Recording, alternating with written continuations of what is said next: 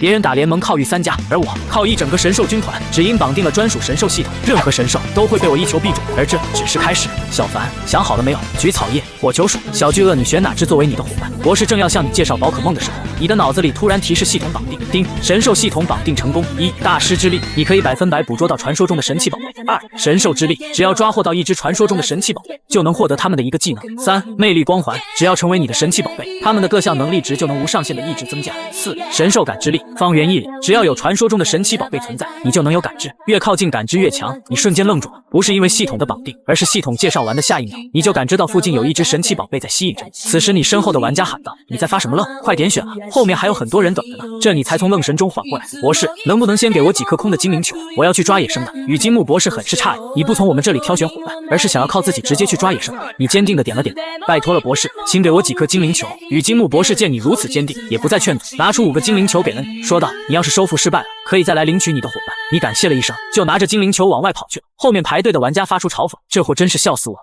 竟然不要御3家！你们别笑了，这家伙应该是从来没玩过，所以才会。算了，我憋不住了。”离开了实验室，你跟着感知的只是来到了一处草坪，草坪里有许多孩子正和一些神奇宝贝在玩耍。你凭借着感知，最后来到了一只鸟类神奇宝贝波波跟前。这只波波正跟着几只走路草玩耍，看见你过来，走路草都吓跑了，只有波波一脸疑惑的看着你，因为他不明白眼前这个人看着自己为什么会全身发抖，不断的狂咽口水。应该是梦幻吧？系统应该不能把一只波波当作神兽让我感知吧？你看着眼前这只歪着脑袋，疑惑的看着自己的波波，脑子思绪飞快旋转。哈哈哈，小子你要干嘛？你不会拿着精灵球直接抓满状态的波波吧？说话的正是刚才在实验室嘲讽你的那些家伙。你瞥了一眼他们，直接拿出一颗精灵球就朝着波波扔了过去。一道红光从精灵球闪过，波波就被抓进了精灵球。精灵球落在地上开始摇摇晃晃。你心里想着，系统希望你不是坑老子。那些家伙又开始嘲讽起来，你竟然还真的就这样把精灵球扔过去，你是个人才。不过笑声只持续了3秒钟就戛然而止，因为那颗精灵球左摇右摇了3下后，竟然真的停了下来。你也是狂喜，连忙捡起精灵球转身就跑，留下那几个人呆愣在原地。10分钟后，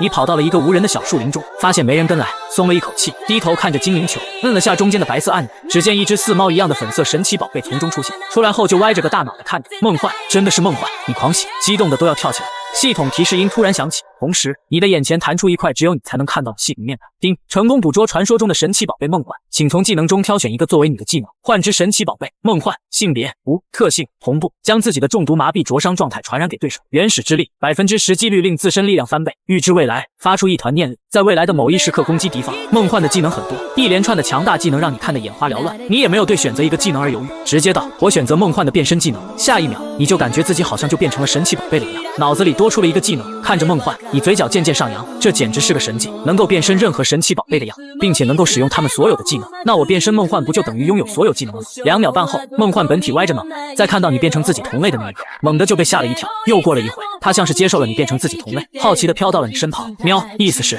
你是人类是怎么做到变身的？你也是直接胡扯道：“因为我不是普通的人类，我有神力加持，不然你怎么会被我只用一颗精灵球就捕捉到？”梦幻愣了下，然后单纯的他就真的信了，你也是变回原来的样子。梦幻变成波波飞到你的肩膀上，一人一鸟向落叶镇走去。刚走到镇上，你发现一些内测玩家在欺负普通玩家。梦幻歪着脑袋问你：“主人，他们是坏人吗？我讨厌利用神奇宝贝去欺负人的人。”是的，梦幻，你愿意跟我一起教训他们吗？愿意，主人。你嘴角上扬，有梦幻在你身旁，你丝毫不觉得自己会败给那几个内测玩家，毕竟他们的神奇宝贝再厉害，能有神兽厉害。想到这，你果断向他们走去，不过脚步在刚迈出又退了回来，随后变成一位中年大叔的模样。你捡起一块石头扔向不远处正在赶人的月桂叶，脑袋被砸了一下的月桂叶扭头看到一个中年大叔带着一只波波向他走来，顿时恼怒的叫了2声，随后伸出藤鞭抽了过去。波波，暴风！梦幻从你肩膀上飞了起来，先是一翅膀把来自月桂叶的藤鞭扇开，然后飞到月桂叶上空，快速舞动着翅膀。不一会，4道强烈的风暴向月桂叶的四面八方席卷过去，不容月桂叶有丝毫的躲避机会。月桂叶惨叫，在技能暴风下直接倒地，失去战斗力。月桂叶，他见自己的月桂叶竟然被一只还没进化过的波波一招打败，顿时十分愤怒，挥手让火爆兽过去，随后拿出精灵球将月桂叶收回。大叔，你这是要多管闲事吗？你大拍手掌，哈哈哈哈！我这是见猎心喜，3位这么厉害，能不能跟我也比一场？少年眉头一挑，你要跟我们进行赏金战斗？行，大叔，你要进行多大的赏金战斗？你双手摊开，全部赌上我们所有的钱。你们赢了，我把所有的钱给你们；如果我赢了，你们把所有的钱给我。你确定？确定。3人面面相觑，3答1都不敢。要是还不敢，那就你们3个一起上，我就用一只波波应战。终究是少年心气，容易上头。你这话一出，少年立马忍不了了。来就来，输了不认账的人那就是乌龟王八蛋。火爆兽大晴天，火爆兽一声嗷叫，脖子处的火焰下一秒猛然比之前更加炙热，周围的气温也在一瞬间提高到能把人烤熟的地步。火爆兽喷射火焰，一口浓烈的喷射火焰从火爆兽空中吐出，你不慌不忙的指挥，波波电光一闪躲开，突进到他的头顶，口中积蓄能量，一道 Z 字形电光闪过，梦幻轻而易举地躲过了袭来的喷射火，向火爆兽突进而去，瞬间就来到了火爆兽的头顶，同时口中凝聚出暗黑色的能量圆球。波波使用破坏死光。少年听到破坏死光这4个字时，心中猛然一惊，火爆兽快躲开！火爆兽闻言就要从原地跳开，然而还是晚了，只见一束黑色能量伴随着强烈的噪音从波波口中吐出，下一秒，一声剧烈的爆炸响起，浓烟弥漫四周，所有人都不知道火爆兽的结果如何。一阵清风刮过后，他们才看到躺在地上已经动弹不得的火爆兽，脖子上的火焰也全部散去。少年慌了，连忙上前检查火爆兽的状况，你伸手抚摸了下回到肩膀上的梦幻，放心没死，就是打得不能战斗了而已，要是不敢再继续战斗，那就立马给我转账，然后麻溜的滚蛋。少年只剩一只蓝鳄，扭头看向同伴，同伴看到少年的眼神，明白他是什么意思，随即照出各自的喷火龙和妙蛙花，左边是内测玩家3人组，而右边只有下凡1人，战斗一触即发。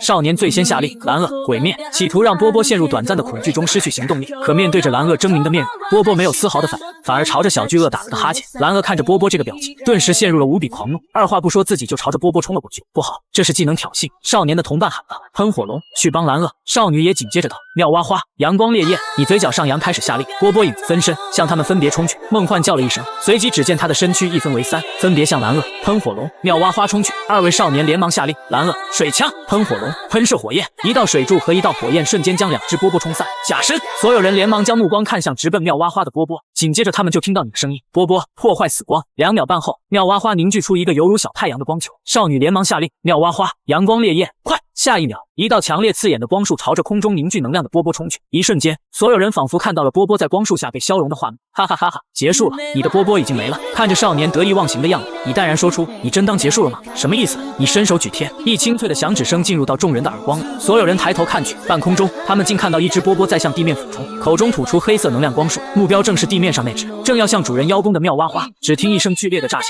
众人在看到的是倒地不起的妙蛙花，这怎么可能？明明已经被阳光烈焰消融掉。你一脸戏谑的开口，因为刚才阳光烈焰打的也是替身，之前你跟梦幻说的悄悄话就是让他在使用影分身的时候，再使用技能替身，分出一只能够承受伤害的假身，达到以假乱真的效果。这时，那个少女咬牙切齿的就要向你冲去，但下一秒就被少年拉住，你冷静点，快把妙蛙花收回精灵球，送到精灵中心就诊。他的话点醒了少女，连忙用精灵球收回妙蛙花，随后转身就要走。你看见有人要跑，连忙喊住，喂喂喂，什么意思？输了不认账要跑路是吧？你只要敢跑，我就把你的2个同伴打个半死，你信不信？威胁的话一出，少女停下了脚步，看见少女停下，你笑着道，你要是愿意代表你的同伴认输，提前把钱转给我，你就可以离开了。3人面面相觑，没事，不要怕，不要给他吓住，一只普通的波波也不是神兽，绝对不能一直使用破坏死光。2人没有拒绝，战斗继续，喷火龙突进，贴近波波使用翅膀攻击。你见状，波波刚毅，只见他那瘦小的翅膀刹那间坚硬如钢铁，波波直接向着喷火龙冲去，一声清脆的撞击声从他和喷火龙的翅膀撞击下响起，喷火龙烟幕，喷火龙嗷呜一声，在下一次和波波的翅膀撞击下，口中吐出黑色的浓烟来。波波1号战术，3人组心中一紧，喷火龙远离烟雾，准备喷射火焰。喷火龙一眼远，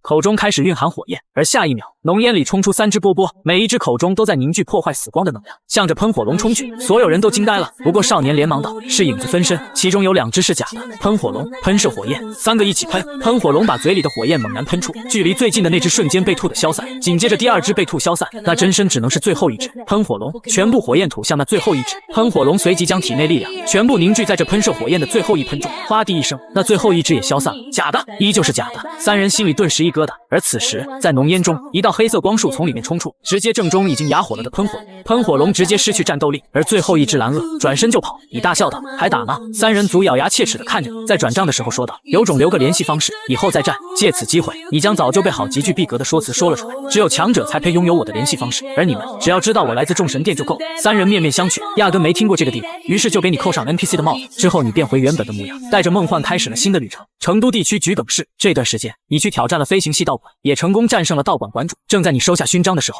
守在道馆门口的黄发青年跑了过来，馆主，32号路出现了3圣兽之一的水军。水军，你确定？馆主瞬间兴奋起来，刚要跟你说抱歉，让你自行离开，一转头却发现你发疯的往外冲，跟家里中了大奖似的。桔梗市的大街上，你得到路人指路后，往着一个方向撒丫子狂奔。32号路的密林中，一只通体蓝色、体型瘦长、躯干上有白色的钻石形斑点的神奇宝贝，正被数只神奇宝贝围堵在一棵树下。水军，放弃抵抗吧，跟随我们才是最正确的选择。水军冷眼注视着他们，脚下突然生出白雾，还想用这招逃跑。喷火龙扇动翅膀，将这该死的白雾全部扇走。烟雾散去，其他几只神奇宝贝对水军发起进攻。水军漠然地看着他们，表情没有丝毫的慌乱，嘴里吐出一束极为寒冷的光束，向着那几只精灵依次吐去。几只精灵瞬间冰冻。喷火龙由于处于半空躲过一劫，水军趁着那几只精灵冰冻瞬间，脚步一踏，向着不远处的大树跃去。突然，一记喷射火焰吐向了飞跃在半空中的水军，挨了一击的水军重重砸向地面。刚才那4只被冰封的神奇宝贝也在这时挣脱冰冻，而在这时，距离他们战斗不远的位置，你也是赶到。你看着遭受重击的水军，二话不说就想要冲过去扔出一颗精灵球，但是被一只爪王的水枪给吐了过去。一个白发青年朝着众人喊：“这只水军是我们蓝白社的，再往前一步，别怪我们手下不留情了。”你环顾了四周，随即跑到了一处无人察觉的树林里。1秒后，你变成了青年模样，从树后走出来。你从腰间拿出一颗精灵球，喊道：“出来吧，暴龙猿！”红光闪过，一只4足4龙的神奇宝贝重现。你跳了上去，让其带你闯进去。你驾驭着暴龙猿，趁势向战场内冲去。而此刻的战场内，原本看似处于弱势的水军，在挨了一击喷射火焰后，像是被激怒了一样，直接一招绝对0度将喷火龙吐到濒死。看到这番景象，你心中大喜，这不就是捕捉的最佳机会吗？你纵身一跃，从暴龙猿身上跳下，将精灵球扔向水军。可惜精灵球在脱手的时候，下方的水军突然发出一声吼叫，处于半空中的你身体一僵，本该就要扔向水军的精灵球，也在这一刻直接扔偏了出去。梦幻也是在你落地的一瞬间接住了你，急忙低头向下方看去，但水军已经没了身影。你向梦幻下令阻拦下方这些人后，从梦幻背上一跃，在半空中变成了一只快龙，向水军急速追去。这一幕直接给下面的训练师们看懵了，那家伙到底是人还是神奇宝贝？在追水军的过程中，你向着水军喊道：“兄弟，你别跑，我们聊聊怎么样？”不一会儿，你脑海里就想起来自水军的心电感应，你是人还是神奇宝贝？为什么你身上有刚才那个人类的气息？听到水军愿意与你沟通，你心中一喜，连忙把忽悠梦幻的那一套用来继续忽悠水军。我不是普通的人类，我有神力加持，拥有变身为世界所有神奇宝贝的能力。我的责任就是保护你，只要跟我在一起，你们的力量就可以无限增长。为了证明自己说的，你在半空中又变成了水军的模样，一跃落向地面，奔跑在水军后头。就在这时，一颗威力巨大的水炮向你袭来，吓得你连忙跳向高处的树干。瞬间，你脑子里又响起水军的声音：“卑鄙的人类，你觉得我信你的鬼话吗？你们休想让我成为你们的下属！”你一愣，你是解读出来了。水军以为你跟之前的那几个家伙是一伙。既然如此，那就采用最原始的方法，你直接向前方射出寒冷刺骨的冰冻光束，可以并没有击中水军。渐渐的，你与水军的距离越来越远，于是你变身成梦幻，直接使用瞬间移动，刹那间你就从半空中消失，下一秒便出现在几十米开外。连续使用几个瞬间移动后，也是来到了水军的正上方。你两手凝结出一颗蓝色的波导弹，朝着疾跑中的水军扔去。下一秒，水军停下脚步，扬起头颅，一个半圆形透明防护罩浮现。你等的就是这个时候，果断就要解除变身，扔出精灵球。可也在这时，你被一束炙热的火焰打下地面。去吧，精灵球！紧接着你就被一颗精灵球收了进去。由于对梦幻的过分关注，少年对水军都不再关注。2秒半后，红光再次浮现，被抓入精灵球的你再次浮现出来。你恼怒地环顾四周，发现已经没有了水军的踪影。你心中气到发狂，你冷眼漠视着他们，双手就要再次凝聚波导弹之时，却突然又感应到了不远处有一股强大且炙热的生物向这赶来。下一秒，一只体型巨大、有着橘红色毛发的狮子出现在你的面前。落地时，它的脚下还踏出火焰，十分威风凛凛。一声厚重的嗓音响彻在四周所有人的脑海里。快龙身上的领头少年喝道：“炎帝，不要给脸不要脸！我们刚放弃对你的抓捕，你就趁这机会赶快滚得远远的。”看着面前的一切，你做出了一个决定。原本还有点精气神的样子，突然虚弱无比，喵了一声后就倒在地上，仿佛是过不了多久就要嗝屁了一样。炎帝回头看了一眼，立马震怒起来，口中猛然吐出一束仿佛能融化世间万物的火焰。那几个少年脸色大变，急忙命令各自的精灵暂时战术性后退。等火焰退去，炎帝和你已经消失了踪迹。一处山洞内，前辈，你还好吗？我感觉我快命不久矣了。那您还能使用自我再生吗？传言中您可以使用所有神奇宝贝的技能，可我已经虚弱到用不出技能了。炎帝焦急地在洞穴里转圈，而这时你却再次开口：“现在我就一个办法。”什么办法？前辈您快说，晚辈绝对帮您办到。你心中也是暗自狂喜，找凤王，只要他出手，我就一定可以得到治愈。炎帝一愣，似乎有些为难。我们虽然是他的使者，但是我们也无法直接联系到他，只有当他从沉睡中醒来巡视世界之时，传唤我们才能见到他。你心中叹了口气，你装成这副死样子，主要原因之一就是看能不能忽悠炎帝把凤王叫出来，然后趁机一球收服。你准备再次开口让炎帝帮他把水军和雷公叫来，却发现炎帝已经消失了踪影。靠，不会是察觉到了什么跑了吧？不过没过多久，炎帝领着一群精灵走了进来，有尼多王、尼多后、霸王花以及其他的神奇宝。不过这些都不是最主要的，最主要的是还有2只大奶罐跟着走了进来。你看到这2只大奶罐的第一眼，心里立马生出了一种不妙的感觉。紧接着，炎帝领着那2只大奶罐走到你的面前。前辈，他们俩的奶有治疗效果，您吸吸看对你有没有效果？你脸色一滞，不断有冷汗从脸颊滑。你说我一个人类怎么能趴在2只神奇宝贝身上吸呢？炎帝不用了，我突然感觉身体比刚才好多了，要不了多久就可以使用自我再生。洞穴外，一只暴龙猿突然冲了进来。主人，我顺着你的气息，终于找到。声音未完，戛然而止。炎帝最先打破了寂静，这里有你的主人。梦幻想要开口指认你就是他的主人，你一个瞬间移动来到了他的跟前，激动的大喊：“主人，我好想你啊！”顿时就把梦幻搞懵了，怎么主人反而叫他主人了，而且还用着他的样子？炎帝和其他一众神奇宝贝们此刻也愣住，号称神奇宝贝始祖的梦幻，竟然叫一只暴龙猿为主人。你在脑海里用心电感应沟通梦幻，让他不要惊讶，自己说什么就是什么，配合他一起演戏。炎帝问道：“前辈，你为何会叫他主人？”而他进来时又说这里有他的主人。你连忙解释道：“因为我的主人是人类。至于主人为什么还说这里有他的主人，那肯定是太激动说错了。你心灵感应，让梦幻赶快变身成你本来的样子。”光芒闪过，梦幻从暴龙猿变身成了人类。人类！炎帝和身旁一众神奇宝贝顿时警惕起来，他们讨厌人类，特别是不久前在经历了那些家伙的抓捕之后，虚伪的人类。虽然我不知道你是如何捕获前辈的，但是我劝你最好将前辈放生，不然我不会饶了你的。此时洞口处突然跑进来几只长尾怪兽，他们激动地向着炎帝叫嚷：“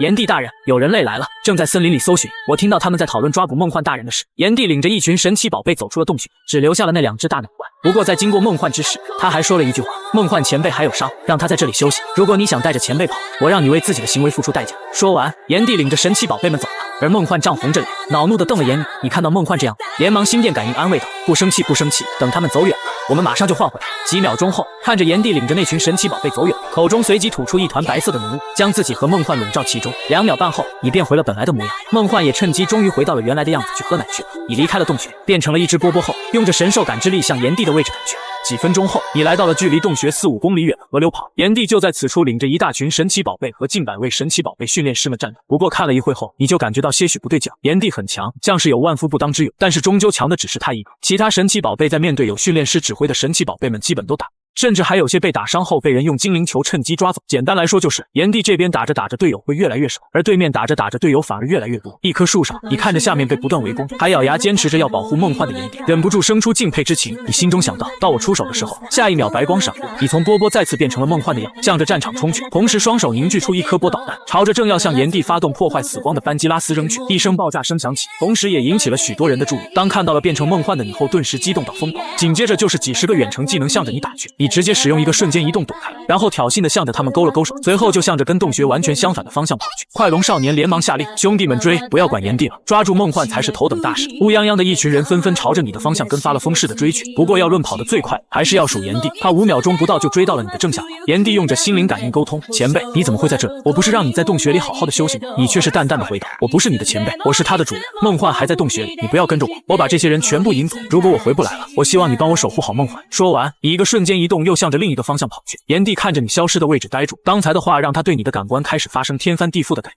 又过了一会，愣神中的炎帝被那些想要抓捕梦幻的人类惊醒过来。炎帝脑海里开始忍不住浮现出你被抓住后的几种可能：第一种，杀了泄愤；第二种，做切片实验，研究你为什么可以变成神奇宝贝；第三种，折磨到死，理解没有抓住梦幻的愤怒。不一会，炎帝的脑子里又生出了一个想法，就是去救你。但这个想法一出来他就退却，因为他没有把握从那些人手中把你救下，而且还容易把真的梦幻给搭上去。一时间，炎帝陷入了两难的境地。5分钟后，炎帝做出决定，抱着负罪感，转身向梦幻所在的洞穴跑去。而远在10几里之外的半空，你还被一群人追着，忍不住喃喃一声：“炎帝现在应该对我有很深的负罪感吧？”没错，之前和炎帝说的话都是你故意那么说，目的就是在他面前营造出为了保护梦幻可以舍弃生命，在炎帝的心里树立了一个绝世好主人的人设。下一秒，正前方不知何时多出了一只喷火龙和一只沙漠蜻蜓，正对着你使用喷射火焰。你连忙一个瞬间移动，同时双手凝聚出一颗波导弹，转身向刚才喷火龙和沙漠蜻蜓的位置扔去，随即向下冲去。下方刚好有一处山脉的洞口，山洞内你飘荡到洞穴里的一处水潭时心生一计，你先是环顾了眼四周，确定无人后，便连忙变身为一位看着像是冒险家的中年大叔，随后就站在原地开始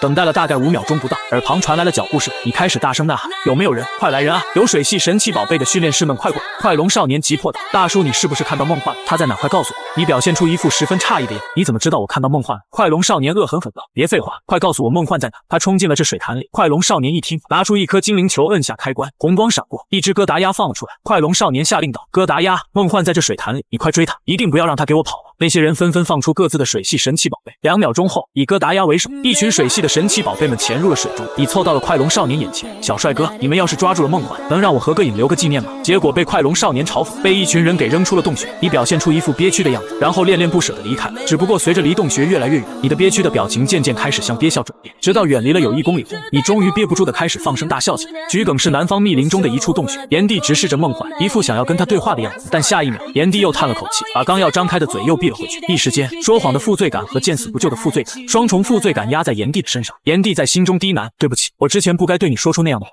你和那些家伙不一样，你是一个好的主人。如果你还能活着回来，我可以给你收服我的机会。又过了一会，承受不住心里带来的自责感和负罪感的炎帝决定要去救你。10分钟后，就在炎帝将一切都安排好准备离开之时，一个人影出现了。只见你悠哉悠哉的在森林里漫步，手里还拿着一块牛肉，立马就把炎帝惊住，还以为自己看错了，确认没看错后，脚步一踏，直接飞跃20米出现在你的身前。炎帝激动到说话有些语无伦次。你活着回来了？你眉头微蹙，这话听着怎么这么不舒服？我不活着回来，难道要死着回来？炎帝直摇头，不，我是想说你是怎么做到甩掉他们的？而且我看你身上没有一点伤痕。你笑了笑，一副随意的表情。甩掉他们那不是，不过话说到一半，转而是一副有内伤的样子。你用着虚弱的语气说着最装逼的话，可嗨，甩掉他们那不是非常简单的事吗？炎帝一听，惊喜的神情立马转变为心疼。坐到我背上来，我带你进去。你客气了几下，坐了上去。10几秒后，已被炎帝送进了洞穴里。梦幻一看到你回来，立马扑到你的身上。吃的呢？炎帝说你去弄吃的去。吃的？你疑惑地看向炎帝。炎帝随即用只有他和你才能听到的心电感把自己和梦幻说的一一解释给人。你听完随即跟梦幻打起了哈哈，说自己没找到好吃的，等走到人类生活的地狱时再带他去吃好吃的。说完，你用心电感应让他和炎帝说了什么都复述一遍给梦幻，随即把自己跟炎帝说主人拥有神力和担负着保护传说中的神奇宝贝的重任之类的话告诉你。听完，差点就要当着炎帝的面给梦幻竖起大拇指。梦幻是个好孩子，不枉他一直跟他说这些话洗脑。你摁下激动的心情，你把自己的目的跟炎帝说了出来。炎帝听完，可以，但是你要打败我才行。你摆了摆手，战斗就没必要，我不用战斗也可以直接捕捉你。说着，你直接拿出一颗空的精灵球就朝着炎帝扔了过去，红光闪过，炎帝被吸进了。精灵球落在地上开始剧烈晃动，1下、2下、3下、4下、5下。随着第5下晃动结束，精灵球发出一声叮响后，炎帝捕捉成功。叮，成功捕捉神奇宝贝。炎帝，请从技能中挑选一个作为你的技能。火属性传说中的神奇宝贝。炎帝，性别无，特性压迫感，让对手陷入紧张的状态，10%的几率技能发动失败。神圣之火，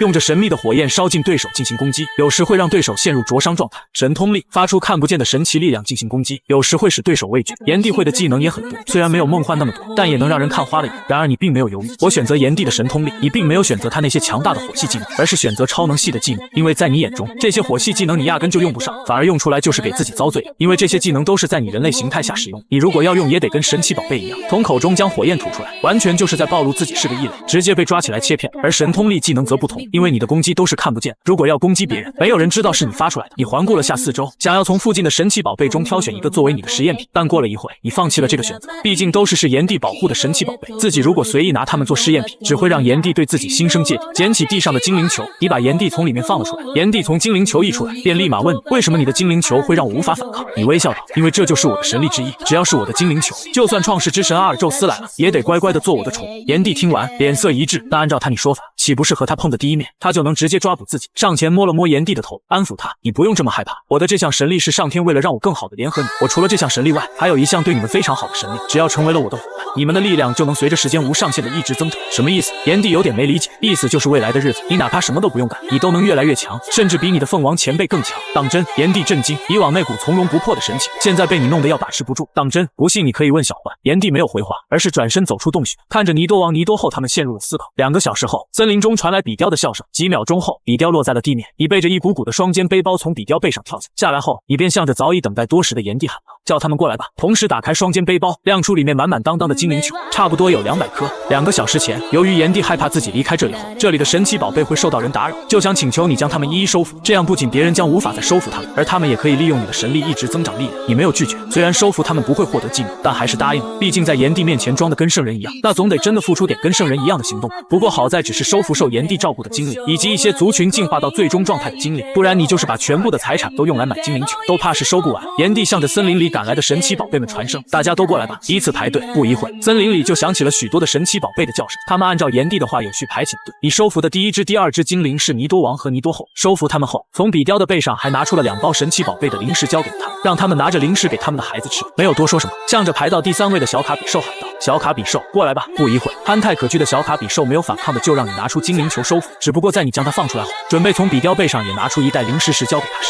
小卡比兽竟然抓起那一大袋零食拔腿就跑，并且还一边吃一边跑，那样子就像是要将那一大袋零食全部占为己有，顿时就把你搞懵了。有没有搞错？当着这么多神奇宝贝的面抢他们的零食，你不怕事后被他们抓起来吊打？对，结果这个想法刚一冒出，你就感受到了什么叫神奇宝贝众怒的样。原本还有序排着队的神奇宝贝，下一秒全部乱，全部怒吼着向小卡比兽追去，样子像是要把他打出屎来。不过好在有炎帝在，他吼了一声，那些神奇宝贝们就立马安静了下来，然后炎帝脚步一卡，飞跃10几米，跳到了小卡比兽面前，对着小卡比兽叫了几声，小卡比兽就一脸可怜巴巴的提着零食又走回去，把零食放在了你的脚旁。炎帝怕你责怪小卡比兽，在旁解释，这孩子就是这样，看到吃的就会忍不住干出这种事来，请主人不要见怪。你瞥了一眼只剩一半的零食袋，耸了耸肩，表示没什么，反正吃的又不是他的零食，而且卡比兽吃货的威名你也是知道，毕竟是唯一一个被人戏称为吃啥啥不剩，干啥啥不行的神奇宝贝。几分钟后，这个中途发生的意外就这样无疾而终了。你继续拿着精灵球开始收服神奇宝贝，只不过每一个被你收服的神奇宝贝在领零食的时候，都要朝坐在你脚边的小卡比兽怒吼一声才离开。就这样，你收服这些神奇宝贝的行为一直持续到了深夜，收服了近200个神奇宝贝，精灵球用到只剩5颗，而那些零食由于小卡比兽的关系，在收服神奇宝贝的进程进行到一半的时候就全部派发完，成为了这些神奇宝贝的主人后，你站在比雕的背上，登高望远，突然有种森林之王的感觉。第二天一早，你领着炎帝和梦幻离开这里，进行新的旅程。不过，让你有点想要吐血的是，就在准备离开之时，小卡比兽跟过来，死死地抱住你的大腿，卡比卡比的叫个不停，非要你带他一起走，不然他就不撒手。我的妈呀！听到这话的你顿时脸色就变，就小卡比兽一天的食量就顶得住你和梦幻半个月的食量，你这样的穷鬼哪里养得起？然而炎帝却道：主人，你要不带他一起走吧？他在这座森林里没有朋友，如果我们走了，他可能会被排挤走，说不定还会饿死。一滴冷汗从你额前落下，你很想说自己没啥钱，但这时梦幻突然抢话：这当然可以啊，主人可有钱了，经常带我去饭店吃东西，我想吃什么就点什么。此话一出，你的脸色顿时就僵住，这完全是把他的退路堵死。小卡比兽听到梦幻说的，随即歪着脑袋看向你，表情都笑眯了。你低下头看着抱他大腿憨态可掬的小卡比兽，此刻心都在滴血。成都地区浅葱市，你领着小卡比兽和梦幻来到了这里。首先是在挑战完桂皮镇的重戏道馆后，就到了成都地区的最大的都市满金市，在那一顿买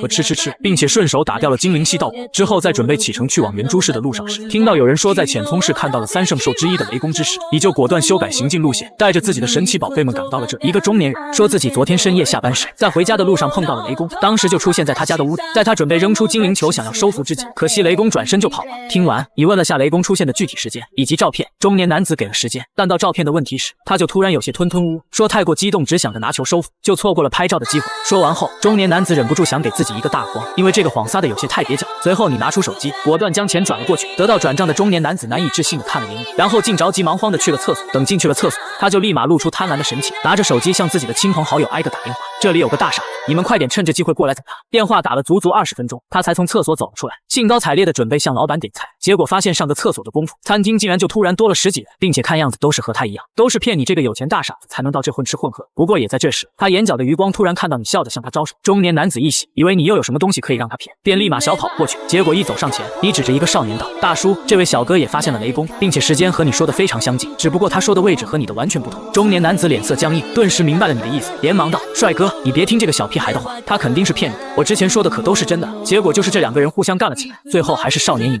中年男子再把5000块转给少年，就怒气冲冲的离开了。没过多久，浅葱市的一些见不得光的黑暗势力也被吸引了过来，像你这种乐意散财的大富豪，他们也不介意过来分一杯羹。其中就有2人一喵最为兴奋。就在你进行这项善事的3个小时后，一个有着大红长发的女人和一个蓝色短发的青年，以及一只会直立行走的喵喵出现在了牛排店之外。小次郎，你看我没说错吧？小次郎连连点头，没想到竟然真的有人那么傻，那我们可不能放过这么一个大好机会，与其让他成全别人，那不如让他成全下我们火箭队，那我们就能让火箭队再次活过来，然后召回板木老大，让老大带领我们打倒蓝白社和超梦队，再次走上人生巅峰。就是这样，喵！6个小时后，天色临近傍晚，你第一天的慈善活动以砸了150万而告终。你站在牛排店的店门口，大声喊道：各位，咱们明天继续，只要你们给我提供有用的雷公信息，我就请你们吃大餐，并且依旧奖励5000元。而站在你的对面是拥堵到看不见尽头的人群，立马发出了震耳欲聋的好字。毕竟像这样好骗的大傻子实在不多了，他们可要好好的想。半个小时后，你开着车再次来到了浅葱市的海滩，在这里包下了所有的商铺，供所有来这的人免费吃喝，之后还取来了大笔的钱，在沙滩上大撒特撒，仿佛生怕别人不知道你是有钱人，看得让人嫉妒不已。沙滩上，武藏拿着一只烤鸡，一边啃一边看着不远处刚刚撒完钱的你，忍不住感叹：有钱人真好。身后没有回复，武藏扭头看去，发现小次郎和喵喵在那胡吃海塞，像是压根就没听到他说了什么，顿时怒了：你们俩能不能别像个饿死鬼投胎啊？小心被人赶走。小次郎委屈道：你又不让我们现在动手，那不吃东西还能怎么办？而且你拿着一整只烤鸡啃的样子，不也像饿死鬼投胎吗？喵喵也委屈道：就是这样啊。喵！武藏看了眼手里的一整只烤鸡，咳了咳：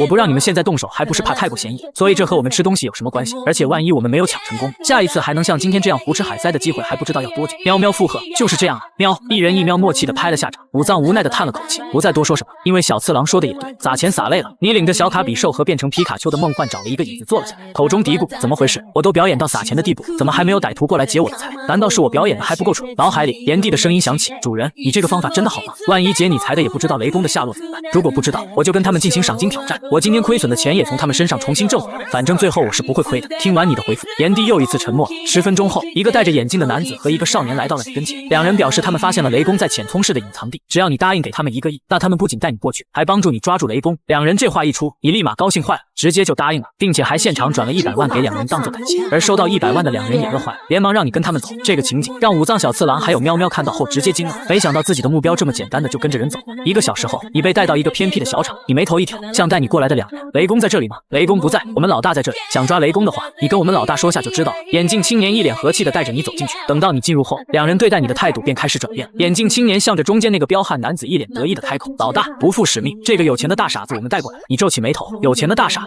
眼镜青年大笑，难道不是吗？你还真以为三圣兽是你有钱就能抓的吗？说完，眼镜青年和同伴们对你放肆大笑。不过这种取笑在3秒后戛然而止，因为你放出了炎帝。场门外，火箭队3人组在你进去5分钟后也鬼鬼祟祟的走了进来，3人组趴在门上细细偷听里面的声音。这时里面刚好传来一声：既然败了，那就把所有的钱都转给我。这话一传到3人组的耳朵里，立马就忍不住，这可是他们的目标啊，怎么能容许别人抢了？二话不说，武藏果断放出自己的神奇宝贝阿伯怪，命令其使用毒系技能溶解液，瞬间大门就被腐蚀掉了。同时这个技能也引起了里面传来了一声诧异的嗯声，声音传在了3人组的耳朵里，所以下一秒冲了进去，摆了个 pose。既然你诚心诚意的发问，我就大发慈悲的告诉你，为了防止世界被破坏，为了保护世界的和平，贯彻爱与真实的邪恶，可爱又迷人的反派角色武藏小次郎，我们是穿梭在银河的火箭队，白洞白色的明天在等着我。就是这样，喵！面对着火箭队惊人的出场方式，屋内众人一脸迷惑。然后火箭队3人组念完口头禅，看到你安然无恙，脚下反而踩着2个彪形大汉后愣住，2秒后察觉到炎帝，瞬间被吓了一跳。小次郎靠近武藏，轻轻地说：“那是传说中的3圣兽之一炎帝吧？”武藏咽了咽口水，好像是的。喵喵突然来了句：“我咋感觉眼前的画面很像是在黑吃黑啊？”喵听到黑吃黑3字，两人面面相觑，顿时更加紧张了。那我们过来不也是要被黑吃黑？想到这，3人组心有灵犀的同时向后退了一步。同时武藏强颜欢笑道：“帅哥，我说我们是来救您的，您相信吗？既然您没事，那我们这就走。”就是这样。喵话落，一口喷射火焰突然从炎帝的口中吐出，堵住了他们的退路。炙热的火焰直接吓了3人组一大跳。帅哥，我们说的是真的，我们真是来救您的。你上下打量着他们，这好像是神奇宝贝动画里的火箭队3人组，他们应该知道雷公的消息吧？想到这，你笑眯眯的走了过去。放心，我不会为难你们，只要你们告诉我雷公的消息，我就放你们走。武藏和小次郎对视了一眼，然后异口同声道：“我们只知道雷公半个月前在浅葱市的光辉灯塔顶端突然出现，之后在哪我们就不知道。没有最近的吗？”你眉头微蹙，有些不相信。没有，你还是不信？这样吧，既然没有雷公的消息，那我们就进行赏金对战。我赢了，你们的钱全部给我；你们赢了，我放你们走。哪知他们听到这话反而激动起来，他俩的反应跟我想的咋不太一样？这么有自信能够打败炎帝，而下一秒原来是你自己想多了，因为对面2人异口同声的喊认输，然后拿出了手机，上面的余额显示100，他们不觉得自己能打败别人，而是全部身家加起来也才200块钱。你难以置信地说：“不会吧，你们真就这点钱呀？”突然武藏的手机响，手机上写着火箭队阿波罗。武藏连忙就要挂掉，你打断他，接通电话，打开免提。武藏犹豫要不要接，炎帝来到你身旁，准备给他来一个喷射火焰，这给武藏吓得呀，立马接通电话，并且打开免提。电话对面传来一个男人的声音：“武藏，你在干嘛？怎么接电话这么慢？”武藏看了你一眼，准备回复时，电话里又传来声音：“我告诉你，我们从蓝白社那里监听到了雷公的位置，你快带着小次郎过来集合，地点我等下发到你手机里。”说完，电话就挂断了。3人组对你尴尬的笑了笑，你对此笑了笑，然后转身走到刚才那3个劫匪身边：“快把你们的钱转给我，别耽误我收服雷公的时间，不然就让炎帝把你们吃了。”1分钟后，你领着火箭队3人组离开了小场，只留下劫匪在里面哭泣：“坐我的车，我开车带你们过去。”3人组面面相觑，最后答应了。半个小时后，终于赶到了火箭队阿波罗给的目的地。等下你们火箭队的其他人问起我是谁，你们就说我是一个人傻钱多，却十分崇拜火箭队的人就好。人傻钱多，3人组愣了一下，没想到你会让他们用这么个词来形容你自己。武藏拿着手机开始联系火箭队的阿波罗。5分钟后，一只黑鲁加从密林里走了出来，来到了武藏小次郎眼前，领着你们向密林走去。带路的过程中，这只黑鲁加时不时的会往你身上看一眼，像是在疑惑武藏他们为什么会带一个陌生人一起。走了大概500米，来到了一棵被大量树丛包围起来的大树下。大树下此刻待着3人。黑鲁加在把你们带到这里后，就径直走到了那个有些儒雅气质蓝发青年跟前。辛苦了，黑鲁加。蓝发青年拿出精灵球把黑鲁加收了回去，然后诧异的看向你，我还以为你们可能要2个半小时才能赶到，没想到这么快。话没说完，蓝发青年察觉到武藏小次郎身旁竟然还多出来一个人，拿出电击枪对准了你。他是谁？青年的声音惊醒另外2个家伙，也慌乱的拿出电击枪对准你。你向着武藏的小腿轻轻踹了一脚，武藏连忙道：“别开枪，别开枪，他是我们自己人。”3人一愣，我怎么不记得我们火箭队他这人？他不是之前加入的，他是想从今天开始加入我们火箭队。小次郎话音刚落，你立马进入演技模式。是的，是的，我超想加入你，成为你们火箭队的一员。青年皱起眉头，这时小次郎把他拉到一旁，将军，本来我也不想带他来的，但这个家伙人傻钱多，您懂的。青年年听完点了点头，然后就陷入思考中。一开始觉得有点像演的，但是看久了又感觉这家伙好像是真的有点傻。经过一番剧烈思考，青年选择让你留下。他走到你面前，先是欢迎你加入他们，然后介绍自己叫阿波罗，是火箭队的4将军之一。黄发壮汉叫本森，银发青年叫巴修，是火箭队的干部。说完这些，他就委婉地表示让你等下跟着他们行动。你自然是同意了。行动的过程中，你又开始了表演，说什么等今晚回去后，绝对从家里拿1-2个亿给火箭队升级装备，哄得阿波罗那是一个心花怒放，不断拍你的肩膀，激动道：“小凡啊，你是个人才，以后板木老大回来，我绝对让他重重的提拔。”而你则是一副不好意思的连连点头。看到他们这副样子，你觉得是时候可以套话。将军还有多远啊？不清楚，但应该不远了。我监听到的信息里，雷公在这座森林里和皮丘的族群待在一起。那将军，等碰到了雷公后，我们要怎么抓他？那可是3圣兽之一啊！在现今的世界里，科技为王，无论是雷公还是凤凰，只要我们人类研究出能够克制他们能力的高科技，来抓捕他们就是手到擒来。说着，他就向你展示出一个菱形晶体，这叫水晶力场发电系统，能够吸引电属性神奇宝贝接近，并且具有吸收、反弹电击的能力。等到我们找到雷公后，只要把它插在地面上，雷公就会被这个东西牢牢地吸引住，然后走进力场的包围圈，再也出不来，直至重伤倒地。你心中嘀咕，但也没有过多的怀疑。突然，阿波罗像是发现了什么，连忙让你们跟着他躲起来。来到树丛后，远远看到一群人鬼鬼祟祟地向森林深处跑去。阿波罗怒骂一声，他原来还想在蓝白社之前就把雷公收服，现在看来只能在蓝白社收服过程中偷袭他们。6人1喵开始尾随在蓝白社身后。20分钟后，蓝白社来到一条河流旁，他们先是环顾了一下四周，确定没有什么异常后，其中一人拿出一颗半米长的菱形体，把其插入地面。阿波罗一脸震惊，他们怎么会有火箭队研发的水晶力场发电系统？银发青年冷声道：“肯定是队伍里面有叛徒啊。”阿波罗叹气，只能期望雷公不要出来。这是你开口了，那有没有办法破坏掉那东西？普森还想嘲讽一下，不过想到火箭队以后要靠你的钱养活，便解释道：“破坏那东西只有2种办法，一是非电系宝可梦发动技能破坏掉，不过这会使你们暴露出来。至于第2种办法，就是破坏掉水晶的遥控装置，但比第1种办法还要难数，因为压根不知道遥控在谁手里。”话音刚落，森林深处传来落雷般的吼声，雷公踩踏着乌云向地面跑过来。完蛋，雷公还是来了！突然，阿波罗感觉到一些不对劲，刚才你明明还趴在他旁边，现在却不知道去哪里。阿波罗连忙问其他人，所有人都摇头表示没看到。阿波罗起身准备去找你，巴修却说：“找他干啥？有钱人贪生怕死，估计看见雷公已经吓尿了，说不准一会儿就回来了。”阿波罗觉得有道理，便又回到原位。而此刻在蓝白社的头顶，不知何时多出来一只绿毛虫。遥控装置在哪里？突然一道闪电猛地向你劈来，不过好在闪电突然一个急转弯，被菱形水晶吸收了。你呼出一口气，差点把老子吓死，亏我还变成绿毛虫来帮你找遥控装置。此时，雷公与蓝白社已经开始战斗，蓝白社成员放出了各自的神奇宝贝，统一使用挑衅，使雷公喷怒的使用电击劈向他们。不过就在要劈到那些神奇宝贝之时，电击瞬间被菱形水晶吸收了。雷公微愣，不明白那水晶为什么能够将自己的电吸走。蓝白社的成员又开始恶心雷公了，来打我塞，你来打我塞。他们的行为更加肆无忌惮，让自己的宝可梦去攻击被吸引过来的宝可梦。雷公看着往日被他保护的神奇宝贝被伤害，他很生气，仰天长啸一声，头顶的乌云一连降下4条巨大的闪电，直指地面的蓝白社成员和其神奇宝贝。然而这招还是跟刚才一样，就在即将劈中之时，就被那个菱形水晶吸收了。紧接着，雷公没想到那东西吸收完雷击之后，居然还能反弹回来。雷公猝不及防地挨了一击。蓝白社看见雷公惨状，继续恶心雷公，气不气？气不气？这把雷公气得恨不得当场吞了他，但他也明白必须把地上的东西弄。雷公环顾四周，看着许多神奇宝贝赶到这里，雷公毅然决然地冲向菱形水晶，试图靠近释放全部电力将其打破。然而就在雷公靠近水晶5丈范围内后，水晶开始疯狂地汲取雷公的力量。蓝白社领头看到雷公上当后，开始放声大笑，哈哈哈哈，还是火箭队的东西好用，然后就跟同伴坐下，等着雷公被稀释到假死状态。火箭队众人心如死灰，准备撤吧。然后阿波罗看见你还没有回来，就让武藏和小次郎去找你，他们可不想把你这个财神爷搞丢。你看着地上的雷公，像让梦幻偷摸进去把水晶破坏掉。但就在这时，耳朵里传来蓝白社讨论他们社长要抓捕凤凰的事。你在心里跟雷公说了声抱歉，让他再坚持一会。你偷听他们谈话大概半分钟，听到几个关键信息，就是蓝白社已经找到可以召唤凤凰的人了，但是缺少凤凰认可的姓名。红色之羽，传说拥有这个东西的人遇到凤凰，才有资格将其收服。而这个红色之羽现在在水军身上，水军前天出现在圆珠市，因此蓝白社社长准备亲自安排抓捕水军之事。说完这些，领头青年同伴拿出菱形水晶的遥控装置，让其加快吸收雷公电力。你看过去，所谓的遥控装置其实是一个平板，你二话不说一个吐丝直接将遥控装置吸了过来。同伴震惊，你直接将遥控装置甩进水晶范围内。蓝白社成员大喊不要，不过为时已晚，遥控装置瞬间被里面的电流打成渣渣，菱形水晶停止了运行。雷公冷冷地看着他们，而他们脑海里闪过一个字：喂。他们转头就想跑，但被刚才那些被他们伤害的神奇宝贝给围了起来。领头青年连忙开口：大哥，我们发誓再也不找你们麻烦，放我们走吧。他们刚才有多嚣张，现在就有多凄凉。雷公走到他们面前：人类，如果你们是我，你觉得我会放过你们吗？其中一人开口：如果我们说会呢？这句话直接让雷公愤怒到极点。那你们就去死吧！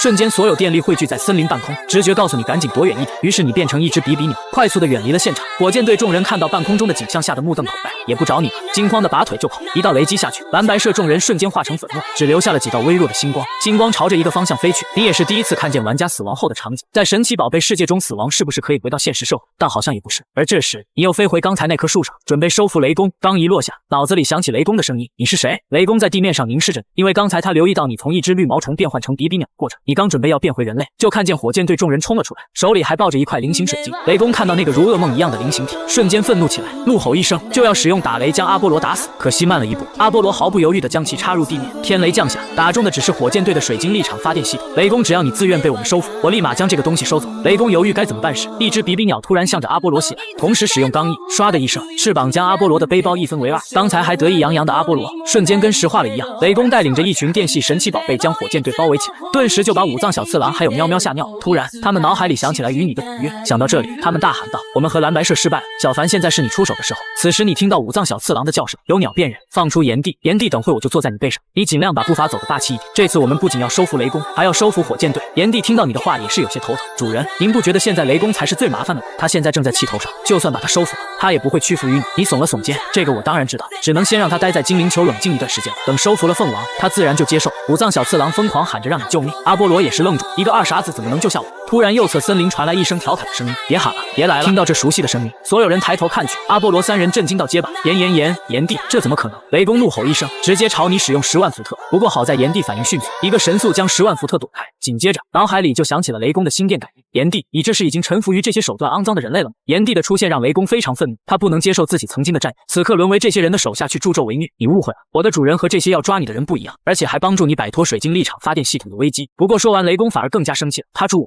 帮助我的是一只绿毛虫和一只比比鸟。说完，雷公怒吼一声，上空的乌云中一道闪电朝着你俩劈来，炎帝连忙吐出神圣之火抵挡，两股力量相碰，瞬间爆发出了一股强横无敌的光芒与气浪。所有人被这股气浪震飞，你灵机一动，变身成一只巨精怪，依靠着金属的身体，不痛不痒地插入地面，你变回人形，拿出一枚空的精灵球就向着雷公走去。此时炎帝叫住了你，他了解雷公，觉得他现在是需要一场堂堂正正的战斗来发泄心中的愤怒。听完，你果断把精灵球收了回去，你跑到一边，让炎帝可以放开手脚的与雷公战斗。10几秒后，炎帝和雷公的战斗正式打响。作为3圣兽的他们，本源力量覆盖周身，便向着对方冲去，爆炸声四起，各种技能都使劲往对方身上打。你怕他们技能的余威伤及无辜，于是把梦幻和小卡比兽放了出来，让小卡比兽把火箭队众人给拖到一个坑里。如果有谁醒了，就给他一巴掌打晕，免得他们看见梦幻。小卡比兽点了点头，随手指了下火箭队他们，然后摸了摸肚子，意思很明显，托人费力气，让给点吃的。你叹了口气，拿出一包零食递了过去，小卡比兽一口吞下，随即就把火箭队众人扔到一个坑里。梦幻施展治愈铃声，变成了一只风铃，一声声悦耳的铃声从他体内发出，向着四周扩散。不一会儿，昏迷的神奇宝贝们开始苏醒，而那个坑里，阿波罗睁开眼，正要疑惑地环顾四周时，一个耳光就扇了过去，啪的一声，人又昏迷了过去。此时炎帝和雷公都已遍体鳞伤，你感觉现在是该去拉架了。你变成梦幻和梦幻一起飘过去，别打了，有再多的气，打到现在也该撒完了。雷公抬起头，眉头微蹙，两只梦幻。炎帝一听，直接一个巴掌拍去，梦幻是你叫的吗？叫梦幻前辈。你开始向雷公展示自己的能力，并且把之前的绿毛虫和比比鸟的情况又说了一遍。雷公沉默了，你扔出精灵球，直接将雷公收服了。收服雷公后，脑海里同时响起了系统提示音：电属性传说中的神奇宝贝雷公，性别无，特性10万伏特，向对手发出强力的电击进行攻击，有时会让其陷入麻痹状态。打雷，向对手劈下雷电进行攻击，有时会让其陷入麻痹状态。作为3圣兽之一的雷公，技能也是数不清的，你毫不犹豫选择了打雷，因为打雷是电系技能最强的技能之一。更关键的是，这个技能在人类形态下用起来很爽。你手指不远处的一棵大树，下一秒一道天雷降下，瞬间将那棵大树劈得4分5裂。爽！你把雷公放了出来，让梦幻给他和炎帝治疗。治疗之间，你试图和雷公交流，但雷公压根就不搭理你。你无奈的耸了耸肩。治疗结束后，让梦幻变成皮卡丘的样子，便领着炎帝和雷公往回路赶。回去的路上，炎帝的声音这时突然在雷公的脑海里响起：我有个办法可以让他们拥有保护自己的力量。什么意思？炎帝就把成为你的神奇宝贝后，力量就可以无限增长的事告诉了雷公。雷公难以置信：你见我骗过人吗？雷公沉默了10几秒，你帮我去说，我不和他说。炎帝随即用心电感应说任务完成。1个小时后，你抱了满满一个背包的精灵球回来，与雷公的配合下，开始收服这座电气密林里的神奇宝贝，一直进行到了好久才结束。你看了看火箭队，依旧昏迷着，只不过脸都被扇肿了。你想要收服这个组织，不然就你一个人寻找神奇宝贝，都不知道得花多长时间。一口水枪吐了过去，火箭队众人从昏迷中醒来，是哪个混蛋在我一睁开眼就给我一耳光的？别让老娘知道，不然我……妈呀！雷公顿时就把他吓了一跳，脑海里不自主地回想起雷公攻的打雷之威。不用怕了，他已经被我收服了。武藏难以置信，你已经将他收服了，不然呢？你知道我这脸是怎么回事吗？你眼神飘忽，一时不知道该怎么回答。小卡比兽突然站了出来，卡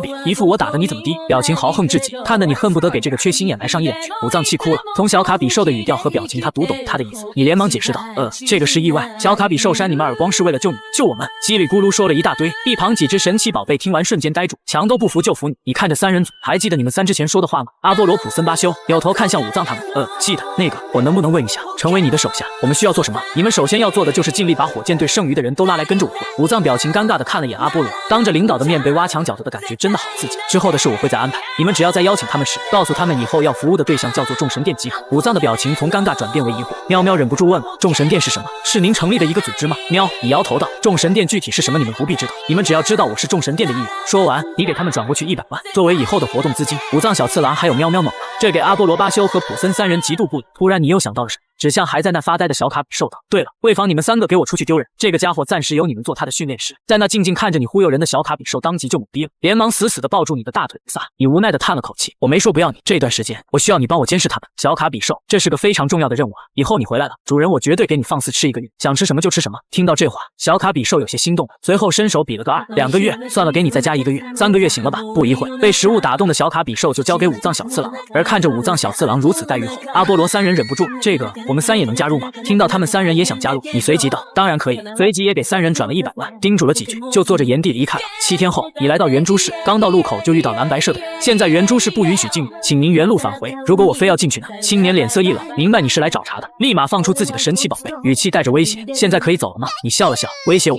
去跟我的炎帝说去吧。红光闪过，炎帝登场。1分钟后，3人抱着头瑟瑟发抖。你拿出手机，把你们所有钱转给我，你还要打劫吗？呸！我这是收取赏金挑战的钱。3人含泪把所有钱转给你。那么咱们开始进行下一个流程。3人惊恐万状，你眉头微皱，你们不会以为我要劫色吧？他们松下一口气，不是劫色就行，告诉我圆珠市内真正发生了什么？里面发生了神奇宝贝暴动事件。你手指了一下天，瞬间一道闪电落了下来，当场就把3人吓得胆裂魂飞，立马把事情交代出来。果然就是前段时间抓捕雷公的那几个蓝白社成员所说的事情。那水军现在在圆珠市的哪个方位？听其他人说昨天在西北方向出现了。你放出梦幻，让梦幻把3人关于你的记忆删除掉。删除成功后便动身去找水军。1小时后，你来到西北方的密林，远远看到前方有数名训练家和神奇宝贝，目不转睛地看着一个洞口，他们的表情有些愤怒，像是在咒骂着什么。为了听清，你变身成一只绿毛虫蠕动过去。这个死畜生这么能跑，一次也就罢了，次次都让他跑了。你听了有5分钟，全都是对水军难抓的愤怒。这时候领头人的手机响，一脸谄媚的接过电话后，便向众人表示抓捕水军计划取消。众人质问为什么呀？这是社长的命令。这时旁边的青年说，刚才干部给我打电话，说在超梦队一个少年身上发现了红色之雨，他们已经抢过来了，准备全力抓捕凤王。众人听完开始欢呼起来，就收拾东西离开了。你坐在炎帝背上，在森林里面乱窜，经过一处湖泊时，脑子里的神兽感知力突然有了波动。你看向湖泊，你感觉水军就在里面。为了不打草惊蛇，你变成一只鲤鱼王，根据指引向湖泊中央游去。炎帝叹了一口气，跟着你向湖泊中央走去。这时湖泊中间的水军似乎感应到了什么，扭头望去，看见炎帝向他这里跑来。水军用着心电感应与炎帝沟通，你怎么会在这？炎帝语气略有迟疑，找你聊一聊天。水军疑惑，在他的认知里，炎帝可不是一个喜欢找他和雷公聊天的家伙。炎帝表情尴尬，眼睛瞟向湖水内的一只鲤鱼王，我不会撒谎，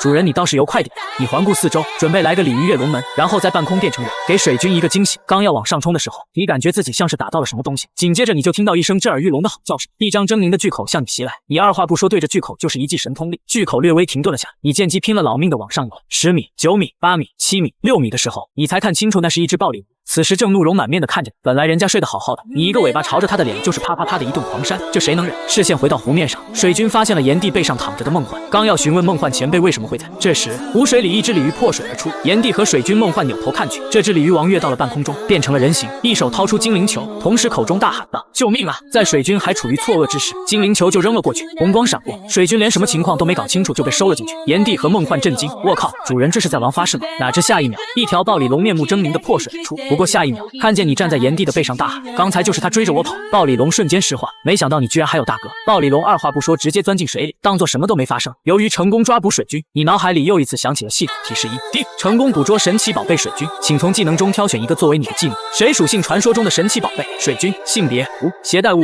红色之羽，散发着红色光辉的羽毛，只有拥有此物的训练师成功抓捕凤王，才能让其听命于你。特性绝对0度，给对手一击杀死。但如果是冰属性以外的神奇宝贝时，这招将难以打中。影子分身，通过快速移动来制造分身，扰乱对手，从而提高闪避率。和炎帝雷公一样，水军的技能也有许多。你看着这些技能，思考了些许后说道：“我选择水军的技能守住。刚才的暴鲤龙把自己给吓住，觉得自己得学一些保命的技能。你抬头望天，大喊一声‘雷弹’，碧蓝的天空一道黄色雷电蓦然劈下，当即就把炎帝吓了一跳。正要跳开躲避时，耳旁传来你的声音：‘莫慌，看主人我如何一手挡雷。’你站在炎帝背上，一手叉腰，一手指天，一道透明的光照从指尖浮现。当雷击落在光照之上，被光照完全抵挡了下来。2分钟后，炎帝驮你来到湖岸边，你从炎帝身上下来，做了一下表情管理，决定要以一个正经人的姿态面对水军。10秒钟后，红光闪过，水军从精灵球中出现。水军怒骂道：‘卑鄙的人类！’你眉头一挑，我哪里卑鄙了？就因为偷偷摸摸的朝你扔球就算卑鄙？这不算卑鄙吗？这算卑鄙吗？这还不算卑鄙，这怎么就算卑鄙了？炎帝和梦幻听着你俩的对话，一时间忍俊不禁。而这时腰间一道红光闪过，雷公忍不住跑了出来，和炎帝、梦幻并排看着你和水军吵架。水军可是3圣兽里面的君子代表，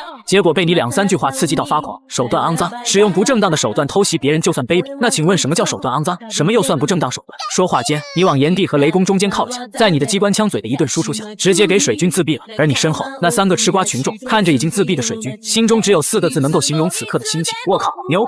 别人打联盟靠御3家，而我靠一整个神兽军团，只因绑定了专属神兽系统，任何神兽都会被我一球必中。而这只是开始。你骑着炎帝来到了一座山顶，脑海响起了炎帝的叹息声：好久不见，我的故乡。你往下望去，看到了圆珠市最有名的2座塔，烧焦塔与灵塔。传说这2座塔就是洛奇亚与凤王觉醒和沉睡的地。如果不是100年前那场大火，他们2个说不定还会待在这里。但如果没有这场大火，那炎帝、雷公和水军也不会成为被世人尊称传说中的3位圣兽。放心，这次我会让你们堂堂正正的回到这里。你用精灵球把炎帝收了起来，随后从山顶一跃而下，在半空中变成一只波波飞进圆珠市内。期间你顺便收拾了一下蓝白社叫做龙霄的干部，从他口中得知蓝白社计划3天后抓捕凤王，还专门设计了2个方案。第一个方案是凤王被召唤出来后，社长直接扔出大师球。你听到这大吃一惊，没想到蓝白社居然能搞来这个大师球，能够100%抓捕神奇宝贝，但面对神兽就不知道效果如何。第二个方案就是利用专门压制凤王力量的科技飞剑，没错，依旧是火箭队研发出来的。3天后，你站在高楼顶喃喃道：按照龙霄的说法，今天就是蓝白社动手抓捕凤王的日子。梦幻使用念力使一台摄像机浮在半空，里面记录着蓝白社的犯罪证据。主人，我们现在要把这台摄像机送到直播塔吗？对，这样才能去摧毁蓝白社，并让我们众神殿站在成都地区的舞台。你戴上一张面具，面具上写有众神2字，然后从腰间拿出3枚精灵球，放出了3圣兽。你坐在了炎帝的背上，打了个响指，3位，开始我们众神殿舞台的第一场表演，毁灭蓝白社。3位圣兽随即仰天长啸，声音震耳欲聋。灵塔顶端，一个中年男人站在顶端的高台上，想着抓捕凤王成功后的画面。这时一个手下接了一个电话，连忙向中年男子大喊：社长不好了，直播塔刚才传来消息，炎帝、雷公和水军突然出现在了直播塔。中年男子顿时就愣住了，直播塔？他们去直播塔做什么？手下说道：我也不知道，我们要派人过去吗？直播塔要不了多久就会沦陷。中年男子眉头紧蹙，思考了10几秒后摆了摆手，算了，不用派人，沦陷就沦陷吧。现在我们的主要目标是召唤凤王。随后就把能够召唤凤王的舞女叫上天台，舞女开始跳着可以召唤凤王的舞蹈。而此时的直播塔内的直播室里，一个青年听着已经挂断的电话，表情有些呆滞。没想到社长这么果断的就放弃了他们。你领着3圣兽走了进来，要钱还是要命？少年看着你身后的3圣兽，不情愿的把钱给你转了过去。你收完账，向空气打了个响指，梦幻从你身后出来，和青年对视一眼，青年立马昏睡过去。这时你把摄像机递给原本直播塔的工作人员，这是这几天我拍下来的蓝白社的犯罪证据，那接下来就拜托了。3人从愣神中醒悟过来，连忙接过你手里的摄像机。离开之际，你拿出1枚精灵球扔给了他们，这里面有一只暴鲤龙，如果有人要来阻止你们直播，你们就放出它来。这只暴鲤龙就是之前抓捕水军时追着你咬的那只。昨天你想起直播室需要人保护，就把它抓了过来。说完，你坐着炎帝领着雷公和水军以及梦幻消失在3人的视线中。不久，圆珠市各家各户的电视里播放出蓝白社成员无恶不作的影片。随着这段影片的播出，圆珠市内真正的暴动出现了。灵塔塔底，舞女正跳着一曲古老的舞蹈，手中带着一串铃铛，随着她的舞姿扭动，那透明铃铛便会响起一种悦耳的声音。这股声音带着一种无形之力向外扩散。一青年拿着酒杯和中年男子的酒杯碰了一下。恭喜蓝社长，看样子要不了多久，凤王应该就会出现了。蓝克白大笑，将杯中酒一饮而尽后，拍了拍青年的肩膀。这还是多亏了你们超梦队把那根凤王的羽毛交给了我，不然我还真不敢就这样召唤凤王。哪里，只要蓝社长能够记住约定，在成功抓捕凤王后，能够在我们抓捕超梦的时候帮助我们就行。蓝克白连连笑着点头。这时一个手下跑了过来，社长不好了，神秘人领着3圣兽闯进来了。蓝克白看向在场的干部们，你们所有人现在全部给我下去阻拦，最起码给我撑到凤王出现。听到社长发话，蓝白社的干部们匆忙离开了塔底。蓝克白表情恢复如如常，拍了拍超梦队青年徐干部，咱们继续等待凤王。青年微笑的点了点头，嘴角露出一抹不易察觉的阴鸷笑容，同时将手伸进自己的口袋中，将一条早已编辑好的短信发送了出去。进入灵塔后，解决一批又一批的虾兵蟹将，最终来到顶楼，看见龙霄口中的那个身家有几十亿甚至上百亿的土豪社长，你眼神里立马散发了一种异样的光芒。你是谁？我是谁不重要，你只要知道我来自众神殿就可以了。兰克白表示从来没听过，我蓝白社和众神殿无怨无仇，你众神殿为何要和我蓝白社作对？没有什么原因，就是看你不爽。这顿时把兰克白气得火冒三丈，但看到你身边的炎帝雷公和水军，火气又立马压下来了。老兄，给我一个面子，我愿意给你20亿，请你离开。你眼神发光，20亿？兰克白听到你惊讶的声音，嘴角上扬，以为抓住了你贪财的心理。这时兰克白身边青年轻声道：社长，既然这家伙贪财，何不利用他帮我们抓捕凤王？兰克白一愣，觉得非常有道理，随即大喊：老兄，如果可以的话，只要你能帮助我们抓捕凤王，我可以给你50亿。你面具下的表情已经笑开了花，你当真有这么多钱？兰克白为了证明自己，掏出自己的手机，上面数额显示为200亿。如果你愿意帮我，那我现在就可以给你转账。你笑了笑，我把你们打败，你们的钱也全都是我。炎帝雷公水军一起上，兰克白怒了，没想到你竟然这么贪婪，连忙放出自己的神奇宝贝，一只喷火龙，一只巨精怪，以及一只班基拉斯。喷火龙脖梗上还挂着一枚 Mega 进化石，喷火龙 Mega 进化，刹那间，一股犹如幽冥而来的蓝色火焰覆盖他的全身。就在兰克白还在自豪地表示自己的超级喷火龙 X 有多厉害的时候，炎帝双脚一踏，跃至半空，躲过超级喷火龙 X 的攻击，口中蓦然吐出神圣之火。刹那间，超级喷火龙 X 就直接被这一口神圣之火从塔顶吐到了塔底，瞬间变回喷火龙的形态，并且失去战斗力。兰克白难以置信，自己的王牌就这样直接被秒杀了。而这时的天空，一声嘹亮的声音划破云霄，七彩的光芒从中露出，一只被七彩光芒笼罩的神奇宝贝来到了圆珠市的上空。凤王，他终于来了！别人打联盟靠御3家，而我靠一整个神兽军团，只因绑定了专属神兽系统，任何神兽都会被我一球必中。而这只是开始。人类，是你们召唤我吗？兰克白激动的大喊：是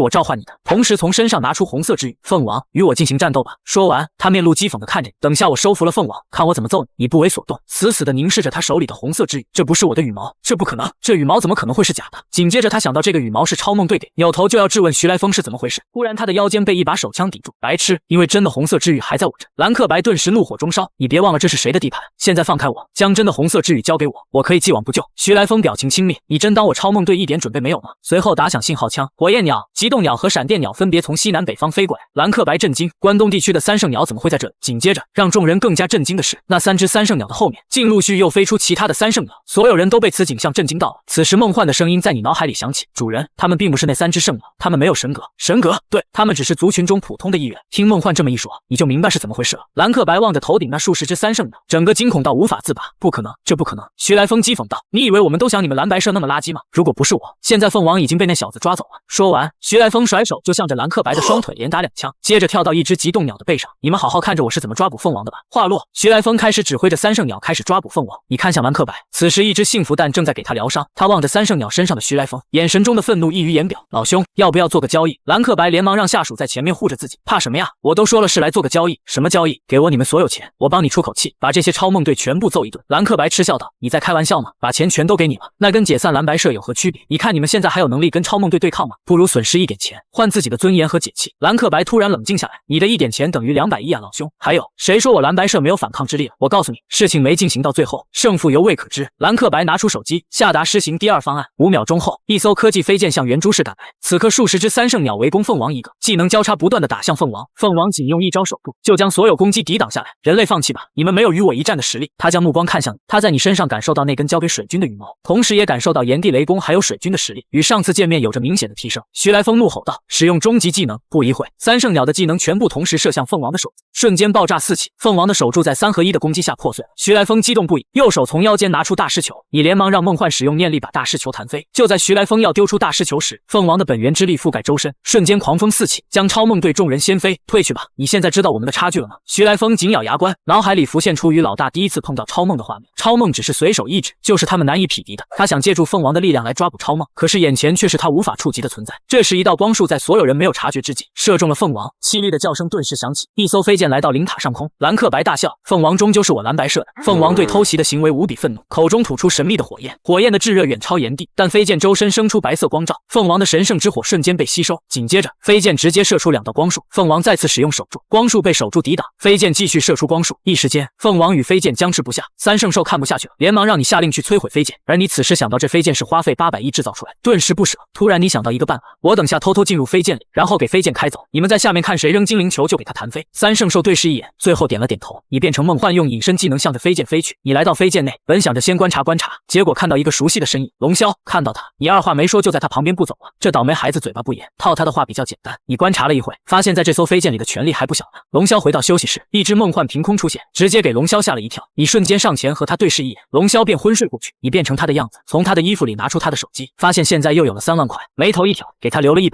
就来到战舰中央的控制位旁。此时兰克白坐在比雕的背上，朝着凤王扔球，但不知为何，精灵球只要靠近凤王，就会被立马弹开。你嘴角上扬，拍了拍控制飞剑的男子，和我说一下怎么驾驶飞剑。男子诧异道：龙族长，你学这个做什么？你冷脸看去，关你屁事，我就是想了解一下怎么了。几分钟后，你学会了一些基本操控。此时兰克白已经被气疯了，大师球每次都被弹开。你走到一个没有人能看到的死角，变成一只大石花，使用催眠粉。渐渐的，控制室里的所有人都昏睡过去，你变回自己的模样，走到飞剑驾驶员位置，把那个人拖到一边后，然后直接按下攻击取消的选项。剑外2道光束瞬间消散，苦苦支撑的凤王顿住，不知道飞剑又想做什么操作。气到发狂的兰克白也愣住，搞什么鬼？马上成功了，怎么取消了？没有飞剑的攻击，兰克白瞬间感觉到一股寒意，连忙骑着比雕飞走了。等兰克白飞远后，一扭头，飞剑居然开走了。兰克白满脸难以置信，老子花800亿的战斗飞剑，是哪个混账在开？随后命令其他蓝白社成员去追飞剑，飞剑的速度相比之前慢上许多。不一会，蓝白社成员追了过来，兰克白透过玻璃看见正在操控飞剑的人，眼睛瞪得溜圆，原来是你小子，而你也看到他们。原本还有点做贼心虚的感觉，但是想到这飞剑现在是你的，是他们现在要抢你的飞剑，二话不说按下捕捉键，下一秒，一张电网射了出去，电网扑过，蓝白社众人瞬间麻痹被抓了起来。不愧是800亿的飞剑，用起来就是爽。现在蓝白社跟超梦队都失败了，该你出场了。于是你操控飞剑往回开去，飞剑开回灵塔上空。凤王，接下来就是我们的战斗了。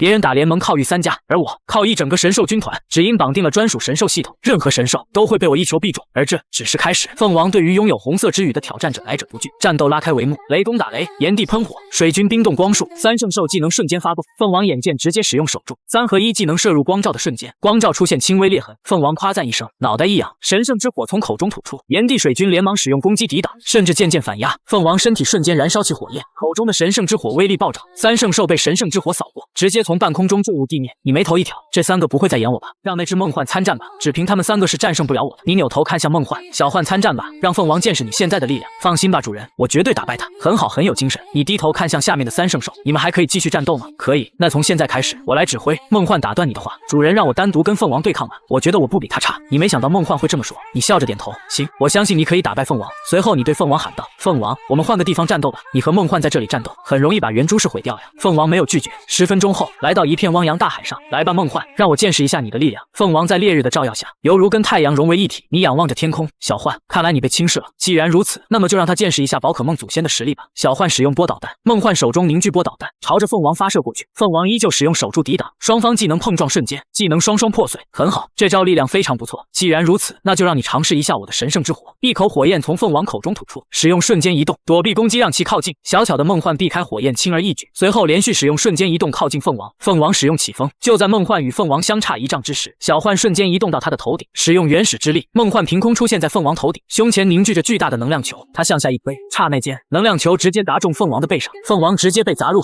你激动了，浑身颤抖。作为飞行系和火系的传说神奇宝贝，最大的弱点就是对它造成数倍的延时细节。对于梦幻而言，自然是信手捏来。梦幻开心的向你邀功，主人，我打得怎么样？很好，很不错。话落，一股炙热的火焰从海里冲出，你连忙下令，快使用屏障，一个圆形光罩将梦幻笼罩。结果梦幻还是被冲飞10多丈高，海里传来一声鸣叫，海浪瞬间汹涌起来。凤王全身笼罩着七彩光芒，从海里冲了出来。在太阳下，凤王的伤势肉眼可见的恢复如初。很好，自我出世以来，你是第一个将我打入海里的神奇宝贝。梦幻看着毫发无损的凤王，无奈道：“你是第2个让我感觉有点难缠的。”凤王表情露出不满。第2个？那第1个是谁？一个用我基因制造出的人造神奇宝贝。凤王凝视着梦幻好久。那从今天开始，我就会成为你印象中最难缠的那个。说完，凤王以惊人的速度朝着梦幻冲去。你大惊失色，神鸟冲击，飞行系最强技能之一，这要是被打中还得了。连忙下令让梦幻躲开。可凤王的速度太快，瞬间冲到梦幻面前，唰的一声，梦幻消失了。在最后一刻，梦幻凭借本能反应，及时使用了瞬间移动。10丈外，梦幻看着扑空的凤王，习惯性的嘿嘿直笑，庆幸自己的机智。但这个笑声在凤王耳中却是那么刺耳。凤王恼怒，那看是你瞬间移动快，还是我的神鸟冲击快？凤王在再次袭击梦幻，在凤王距离梦幻只有半米之距，梦幻再次从他眼前消失，出现在凤王身后5丈之外。凤王顿时气急，不信邪的一次又一次的向梦幻冲去。就在第8次时，梦幻使用瞬间移动的时候，出现了略微的停滞与缓慢。凤王大喜过望，再次冲过去。就在刚要撞上时，梦幻连忙摆手：“等下，我不是梦幻，我是他主人啊！”唰的一声，凤王从你头顶飞过，你呼出一口气。由于刚才待在海面上，看不清梦幻与凤王的战斗，便变成梦幻飞到空中。你朝着凤王身后指了指，凤王顺着你的手看去，发现还真有一只梦幻，一脸诧异的看着他：“你到底是人还是神奇宝贝？”你回答道：“我是人类。至于为什么，说来话长，等战斗结束，我让炎帝告诉你。现在最主要的就是打服凤王，然后收服他。”此时你突然想到，一个只有梦幻用出来的才能叫做神技的技能。战斗继续，小幻快使用封印。梦幻趁着凤王还没反应过来，摊开双手，下一秒，一张无形之网瞬间撞进凤王体内。凤王察觉自己没有受到任何影响，顿时又生气起来，以为梦幻在拿他寻开心。可下一秒，凤王立马不自然起来，因为他刚蓄力完成，可体内的蓄力瞬间消散了。凤王大惊失色，没有蓄力，他就使用不出神鸟冲击。凤王不信邪，再次蓄力，结果这次直接蓄不上力了。刚才你对我做了什么？这是你抢答到。刚才对你使用了封印，只要对手会你使用的招式，你就使用不了。而小幻什么技能都会。梦幻听到你的夸赞，高兴的360度转了个圈，一声凤鸣响起，凤王口中开始凝聚火焰。可火焰刚要吐出来的时候，火球瞬间消散。不好意思，这招梦幻也会。话音刚落，梦幻也是从嘴吐出火焰。凤王恼怒，开始把自己会的技能全部使用一遍。他就不信梦幻会使用所有技能，可凤王会的技能通通失效。最后你看不下去了，提醒一句，凤王其实你的本命技能神圣之火他不会。凤王闻言开始酝酿起来，一口神圣之火终于从凤王口中吐出。凤王顿时激动起来，拼命的向梦幻涂神圣之火，但梦幻只是一个瞬间移动就轻松躲开，并移动到凤王的头顶。梦幻凝聚一颗原始之力，以肉眼可见的增大。其实是你趁着刚才凤王是技能的时候，让梦幻偷偷给自己加 buff， 让他的武功翻倍增长，为了就是这一刻。这时凤王感受到太阳光突然被遮挡住，抬头望去，下一秒望着遮天蔽日的原始之力，凤王震惊，怎么会有这么大的原始之力？此时凤王的守住何再生无法使用，这要是砸在他身上，凤王想想就可怕。我认输。听到凤王认输，你果断让梦幻把原始之力退去，白光一闪，你变回人形，拿出精灵球朝着凤王扔了过去。3秒后，脑海里响起系统提示音：叮，成功捕捉神奇宝贝凤王。别人打联盟靠遇3家，而我靠一整个神兽军团，只因绑定了专属神兽系统，任何神兽都会被我一球必中，而这只是开始。叮，成功捕捉神奇宝贝凤王，请从技能中选择一个作为你的技能，火属性和飞行属性传说中的宝可梦。凤王，性别无，隐藏特性再生力，受伤后身体会自主慢慢恢复。特性神鸟冲击，蓄力结束后以难以想象的速度和破坏力给予对方攻击。神圣之火，用着神秘的火焰烧进对手进行攻击，有时会让对手陷入灼伤状态。凤王的强大技能有许多，你思索了半晌，觉得自己只有一个保命技能守住，想要选择凤王的自主再生，可下一秒想到只有炎帝和凤王拥有神圣之火，之前炎帝没有选，这次再不选，估计以后就没有机会了。于是做出决定，我选择凤王的神圣之火。下一秒，身体里似乎多了一团火，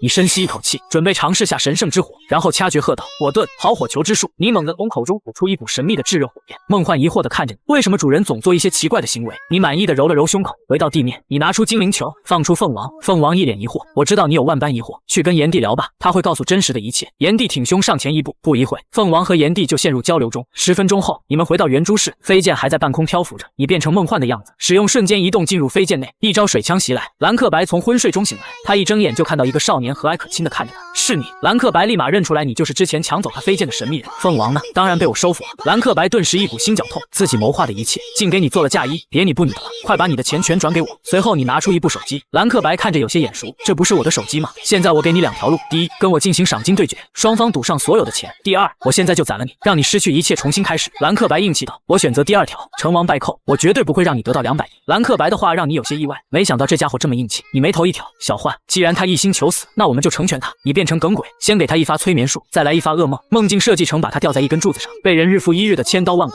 住口！你不是要宰了我吗？为什么要如此折磨我？没错，但在宰你之前，让你体验一下不一样的感觉。兰克白被气得打颤，你赢了。我选择第1条，我的密码是 XFTXDYS， 这是什么意思？意思是小凡天下第一帅，你也是小凡的粉丝呀。我也这么觉得的。你成功把200亿转掉，然后笑嘻嘻的把手机还给兰克白。2个小时后，你来到当初遇到炎帝的那座森林，将飞剑留在这里，命令这里的神奇宝贝看护好。随后你乘坐凤王离开了。凤王，你知道洛奇亚在哪里吗？知道。你大喜过望，那在哪？但下一秒凤王却道，我劝你现在别去。为什么？因为想要收服他，唯一途径是先获得银色之羽再去找他，拥有银色之羽的人与他战斗并收服才能让他服从，那就是跟你红色之羽一个道理吗？你眉头微挑，你知道银色之羽在哪里吗？不知道。你叹了口气，怎么都要收集个东西才能抓呀？不过我知道谁可能会有。那谁可能会有？3圣鸟、火焰鸟、极冻鸟以及闪电鸟。对，不过我指的是拥有神格的3圣鸟，他们的地位等同于我下面的3圣兽。洛奇亚应该会给他们其中一根银色之羽。你思考起来，之前超梦队好像抓到了带有神格的火焰鸟，希望没在火焰鸟身上吧。2个小时后，来到关东地区浅红市，你拿出一个精灵球说道，凤王，水军还有多久才能到到关东地区。由于听说超梦队准备抓捕洛奇亚，所以让水军偷偷跟在他们后面，看能不能获得什么有用的信息。差不多还需要4、5个小时。你挠挠头，还有这么久呀？既然如此，那我们找个地方大吃一顿。你拿出另一个精灵球，红光一闪，梦幻变成皮卡丘站在你的肩膀上。小幻想吃什么？之前答应你带你吃顿好。皮卡丘咽了下口水，在肩膀上指挥着往哪走。你笑了笑，没有拒绝，按照梦幻的指示开始在大街上乱逛，最后挑中一家排了10米长的老饭馆。等待的时间最无聊了，你拿出手机刷刷新闻打个时间，没过多久就刷到了自己的新闻，标题分别是成都地区惊现神兽男，成都地区最大地下组织蓝白社抓捕凤王的行动被神兽男阻止，传说中的神奇宝贝凤王已被神兽男收服。一开始你以为只有成都地区的人在讨论，结果排队的时候，突然听到前方几个小年轻也在激烈讨论，语言间充满了崇拜。排队排了1个小时，终于进入了饭馆。饭馆的电视机上此刻正播放梦幻对战凤王的画面，所有食客都在激烈的讨论神兽男。你端着碗笑呵呵的走到他们旁边，听着食客对自己的崇拜。3个小时后，水军终于到了。在去和水军碰面的路上，你拿出手机刷关东地区的新闻。枯叶市7月9号举行神奇宝贝训练师大赛，最后获胜者将获得传说中的宝物银色之羽。你嘴角上扬，正想找银色之羽，结果就送上门来了。10分钟后，你和水军早浅红市的密林里碰面。主人，你怎么会在这？你犹豫半晌解释道：怎么说呢，我没想到凤王飞得比你们快那么多。水军立马表情变得无语。那我追那些家伙到这关东地区是为了啥？你摸了摸水军，别这样，我不会让你白跑一趟。刚才得到一个消息，枯叶市后天会有一场训练师大赛，最后的优胜者奖品是银色之羽，是收服洛奇亚的必须之物。我需要赶到那里，所以还是需要麻烦你跟踪那几个家伙。不过放心，下次碰面我绝对带你去吃大餐。不好意思，我和梦幻前辈不一样，我不爱吃人类的食物。水军一脸傲娇的跑开，继续追人去了。1个小时后，来到大赛报名地，门口排了10几米长的长龙，都晚上了还这么多人报名，有必要吗？以不满的表情引起一个中年男子的注意。男子走上前，小哥是不是想要报名神奇宝贝训练师大赛？你点点头。那您是不是现在时间紧迫，有些不想排队？你又点点头。我有办法帮你解决。什么办法？男子把你拉到龙头第3的位置，这个位置2万卖给你。好家伙，哪个小可爱把黄牛这生意带到这里的？你果断把钱交了，这点钱对你都是洒水了。这时轮到你报名，你看着5万块的报名费陷入沉思，这大赛不会是打着银色之羽的幌子来骗钱的吧？思考了半晌，你最后还是把钱交了。